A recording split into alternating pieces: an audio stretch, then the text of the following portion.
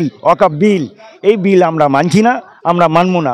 এর বিরুদ্ধে আমরা জীবন দিয়ে লড়াই করব, শেষ রক্তবিন্দু পর্যন্ত আমরা দিয়ে আমাদের এই সম্পত্তি কিভাবে রক্ষা করা যায় তার চেষ্টা আমরা করব।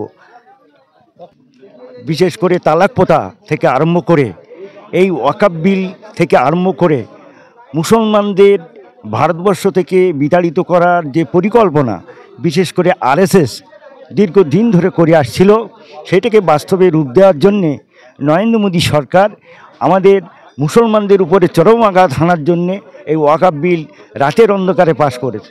আমরা মুসলমানরা আমরা স্বাধীনতার আগে থেকেই আমাদের জীবনের রক্ত উৎসর্গ করে দিয়ে ব্রিটিশদের কাছ থেকে আমরা দেশ শাসন করেছি।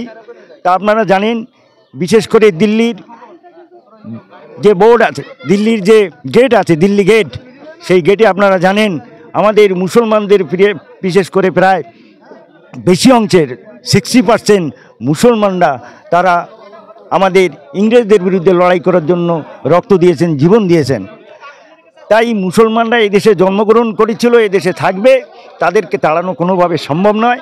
এই ওয়াকফ বোর্ডের যে বিল, ওয়াকফ বিল, এই বিল আমরা মানছি না, আমরা মানব না। এর বিরুদ্ধে আমরা জীবন দিয়ে লড়াই করব, শেষ রক্তবিন্দু পর্যন্ত আমরা দিয়ে আমাদের এই সম্পত্তি কিভাবে রক্ষা করা যায় তার চেষ্টা আমরা করব। ওয়াকফ বিল পাস হতে নেই হতে একেবারে উত্তরপ্রদেশে 20 একর জমি একেবারে বুলডোজার দিয়ে সমান করা হচ্ছে। বিশেষ করে উত্তরপ্রদেশের এই যোগী আদিত্যনাথ এক বর্বর জঙ্গি।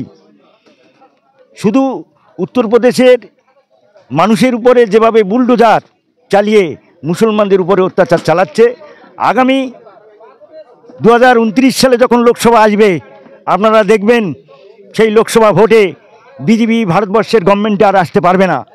বিশেষ করে যোগী আদিত্যনাথ, অমিত শাহ এবং নরেন্দ্র মোদী যেভাবে মুসলমানদের উপরে অত্যাচার চালাচ্ছে এবং পশ্চিমবাংলার এই শুভেন্দু অধিকারী, দিলীপ ঘোষেরা যেভাবে মুসলমানদের জঙ্গি বলছেন, যেভাবে মুসলমানদের জিহাদি বলছেন, তারা মুসলমানদের খেপিয়ে তুলে মুসলমানদেরকে হিন্দুদের বিরুদ্ধে একটা দাঙ্গা লাগানোর চেষ্টা করছেন। মুসলমান ধর্মের মানুষ, তাদের ঈমান আছে, তাদের দিলে লা ইলাহা ইল্লাল্লাহু মুহাম্মাদুর রাসূলুল্লাহ এই কলেমা পড়ে তারা তাদের দিলে সংরক্ষিত রেখেছে। তাদের মাথা কেটে দিলে তারা সেই কলেমা থেকে সরে আসবে না। তারা জিহাদি নয়, শান্তি শৃঙ্খলার মধ্য দিয়ে মুসলমানরা আজকে তাদের সম্পত্তি রক্ষা করবে।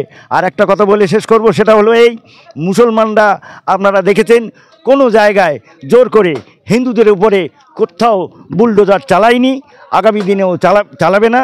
কারণ ইসলাম হচ্ছে শান্তি ধর্ম, সেই অনুযায়ী তারা সেই মত অনুসরণ করে আমাদের নবীজি হযরত সাল্লাল্লাহু আলাইহি সাল্লামের মত নীতি অনুসরণ করে তারা চলবে আগামী দিনে, এবং নিশ্চিতভাবে আল্লাহ মুসলমানদের হেফাজত করবে।